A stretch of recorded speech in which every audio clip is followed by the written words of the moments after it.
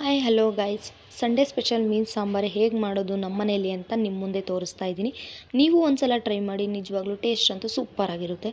ನಾನಿಲ್ಲಿ ರುಬ್ಬಕ್ಕೆ ಬೇಕಾಗಿರೋಂಥ ಕಾಯಿ, ಟೊಮೊಟೊ, ಈರುಳ್ಳಿ, ಬೆಳ್ಳುಳ್ಳಿ, ಶುಂಠಿ, ಕೊತ್ತಂಬರಿ ಇಷ್ಟನ್ನು ರುಬ್ಬಕ್ಕೆ ರೆಡಿ ಮಾಡಿ ಇಟ್ಕೊಂಡಿದ್ದೀನಿ. ಅದ್ರ ಜೊತೆಗೆ ಹುಣಸೆಹಣ್ಣು ಕೂಡ ನಾನು ನೀರಲ್ಲಿ ನೆನೆಸಿ ಎತ್ತಿಟ್ಕೊಂಡಿದ್ದೀನಿ. ಸೊ ನಾನಿಲ್ಲಿ ದೊಡ್ಡದಾಗಿರೋವಂಥ ಪಾತ್ರೆನ ಯೂಸ್ ಮಾಡ್ತಾ ಇದ್ದೀನಿ.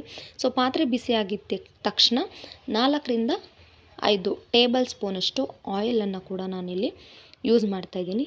ಆಯಿಲು ಸ್ವಲ್ಪ ಬಿಸಿ ಆದಮೇಲೆ ಅದಕ್ಕೆ ಒಂದು ಈರುಳ್ಳಿನ ನಾನು ಮೊದಲೇ ಕತ್ತರಿಸಿ ಎತ್ತಿಟ್ಕೊಂಡಿದ್ದೀನಿ, ಅದನ್ನು ಯೂಸ್ ಮಾಡ್ತಾಯಿದ್ದೀನಿ. ಅದ್ರ ಜೊತೆಗೆ ಕರಿಬೇವನ್ನ ಕೂಡ ನಾನಿಲ್ಲಿ ಯೂಸ್ ಮಾಡ್ತಾಯಿದ್ದೀನಿ.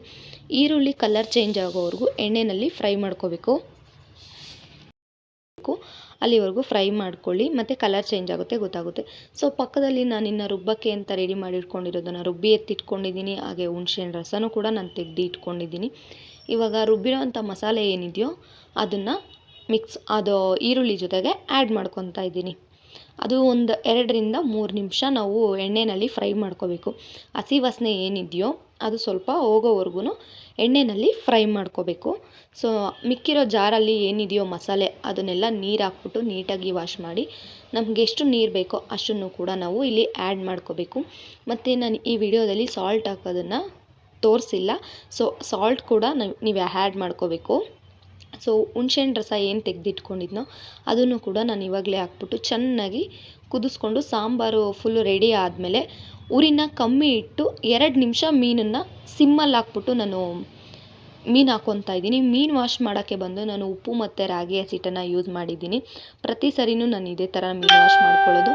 ಸೊ ಆ ಥರ ವಾಶ್ ಮಾಡಿಟ್ಕೊಂಡು ಸಾಂಬಾರೆಲ್ಲ ರೆಡಿ ಆದಮೇಲೆ ಉರಿ ಕಮ್ಮಿ ಇಟ್ಕೊಂಡು ಒಂದು 4ರಿಂದ 5 ನಿಮಿಷ ಇಟ್ಕೊಂಡ್ರೆ ಮೀನು ಸಾಂಬಾರು ರೆಡಿ ಆಗುತ್ತೆ. ಜಾಸ್ತಿ ಉರಿನಲ್ಲಿ ಇಕ್ಕಿ ಮೀನು ಹಾಕಿದ್ರೆ ಮೀನೆಲ್ಲ ಕಲ್ಸ್ಕೊಂಡ್ಬಿಡುತ್ತೆ. ಸೊ ಹಾಗಾಗಿ ಉರಿ ಯಾವಾಗೂ ಕಮ್ಮಿ ಇಟ್ಕೊಂಡು ನಾವು ಮೀನನ್ನು ಹಾಕಿದ್ರೆ ಮೀನು ಸಾಂಬಾರು ನಿಜವಾಗ್ಲೂ ಸೂಪರಾಗಿ ಟೇಸ್ಟಿಯಾಗಿರುತ್ತೆ. ಸೊ ಅದ್ರ ಜೊತೆ ಕಾಂಬಿನೇಷನ್ ಇನ್ನು ಮುದ್ದೆ ಇಲ್ಲ ಅಂದರೆ ತಿನ್ನೋಕ್ಕಾಗುತ್ತಾ? ಸೊ ಮುದ್ದೆ ಇರಲೇಬೇಕು ಕಂಪಲ್ಸರಿ. ಸೊ ಹಂಗಾಗಿ ಮುದ್ದೆ ಜೊತೆ ಮೀನು ಸಾಂಬಾರು ಟೇಸ್ಟ್ ಮಾಡಿ ಸಕ್ಕತ್ತಾಗಿರುತ್ತೆ. ಎಲ್ಲರೂ ಕೂಡ ನಿಮ್ಮ ಮನೇಲಿ ಒಂದ್ಸಲ ಇದೇ ಥರ ಟ್ರೈ ಮಾಡಿ ಟೇಸ್ಟ್ ಹೇಗಿತ್ತು ಅಂತ ಅಂದ್ಬಿಟ್ಟು ನನಗೆ ಕಮೆಂಟ್ ಮುಖಾಂತರ ತಿಳಿಸಿ ಅಂತ ಹೇಳ್ತಾ, ಇನ್ನೂ ಯಾರೇ ನನ್ನ ಚಾನಲ್ನ ಸಬ್ಸ್ಕ್ರೈಬ್ ಮಾಡ್ಕೊಂಡಿಲ್ವೋ ಎಲ್ಲರೂ ಕೂಡ ಸಬ್ಸ್ಕ್ರೈಬ್ ಮಾಡ್ಕೊಳ್ಳಿ, ಲೈಕ್ ಮಾಡಿ, ಶೇರ್ ಮಾಡಿ, ಕಮೆಂಟ್ ಮಾಡಿ. Thank you for watching.